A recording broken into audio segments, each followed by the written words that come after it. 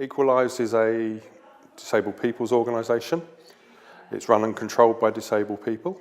And we do two things really. We do voice activities, so that's campaigning for disability equality, disability rights. And we're based on the social model, which says that it's the environment, it's the world that disables us, not our impairments. And we also run services that support disabled people to live independent lives, to empower themselves to live independently in the community.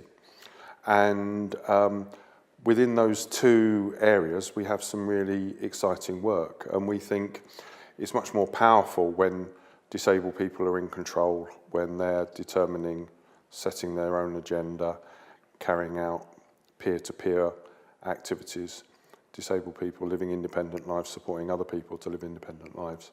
It's a very powerful model.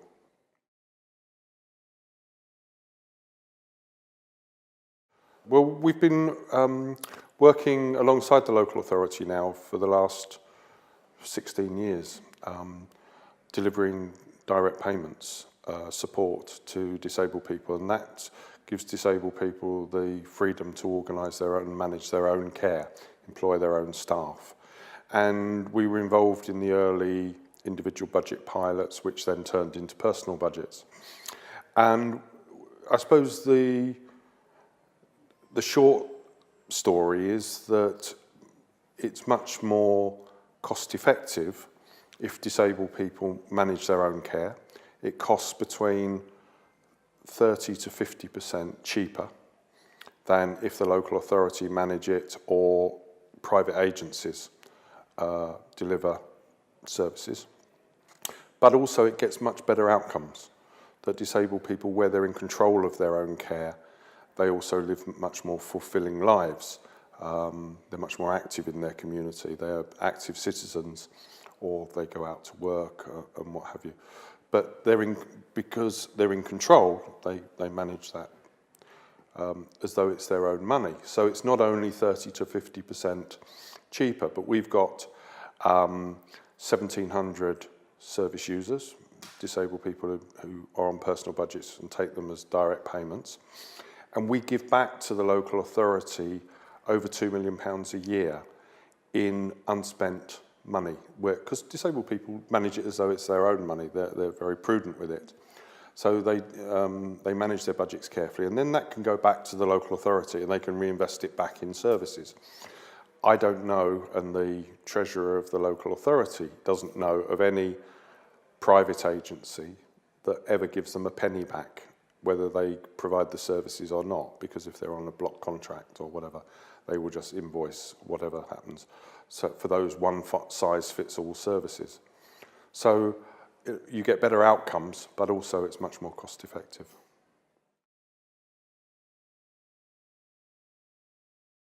Oh, absolutely. By the end of next year, the local authority will have 50% less money than it had at the beginning of the so-called austerity programme, and we have rising demand and rising need. The failure, I think, has been that the local authority hasn't remodelled and reshaped its offer or its services. So you've got the horrid situation where all the cuts are being passed to the front line, and you've got salami slicing, where services are just being cut, devastated, or disappear. And obviously that has a knock-on effect into the health service, into the criminal justice system, into the mental health services, you know, which again is criminal really, because, you know, there's no need for that. But trying to get upstream conversations and co-production to reshape the model and the offer and to expand and extend what we do in terms of personalisation is proving very difficult. So if you scale up what we do, for instance, from the existing 1,700, 2,000 service users up to 10,000, you can see the sorts of savings that could be made. Not only will people live more independent and fulfilling lives, but actually over agency care or managed services, there will also be a huge saving on top of that.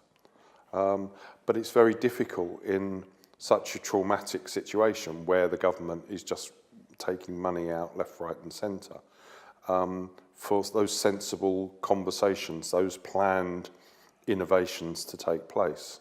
So actually what we're seeing is there's a levelling off of the growth in personal budgets, and actually in some areas the service is going the other way, which again is loading more costs in, so there are more cuts going to have to be made. So the more expensive it gets, the more cuts. So you're in a vicious circle that's racing to the bottom, really. So it's very depressing.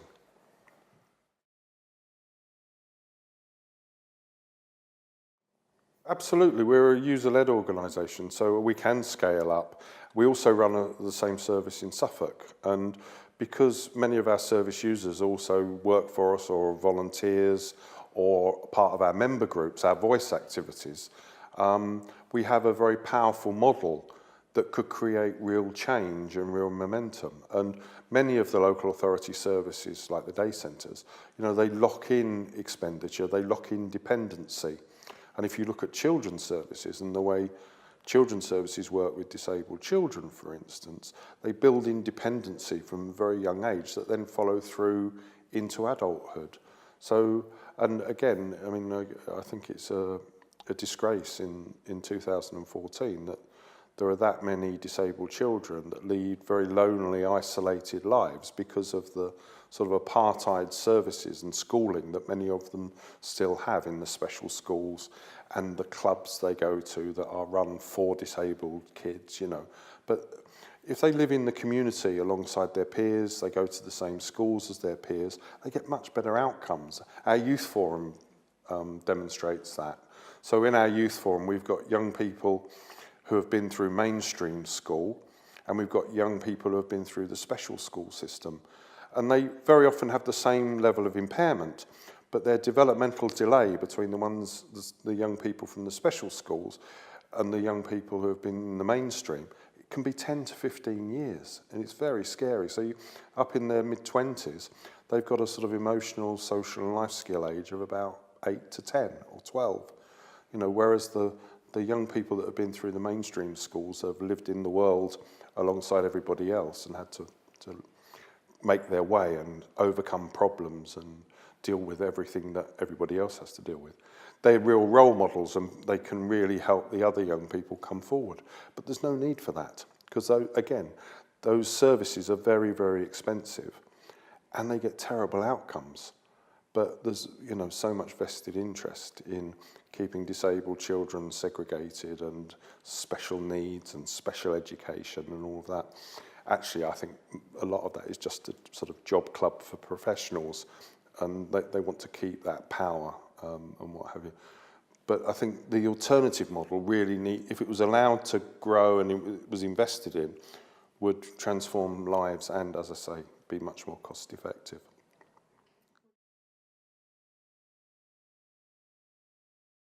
We've got a whole number of individuals who know the difference, I guess, which is important, that they've come to us through managed services and they themselves will say, my life was in a mess.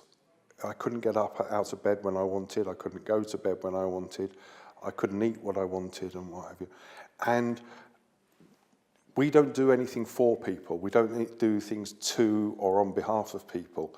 We get alongside people and support them to do it for themselves. So they say, you gave me the legs with which I can walk and flower and grow and blossom. And they become very passionate and very adversarial in favour because they know the difference and they know what their life was like before. And they know what it's like having had a personalised service and an interaction with an organisation of disabled people like them, but who are empowered and living independent lives. So I think that's the real value of the work, that when people know the difference and can articulate that, and that's really inspiring.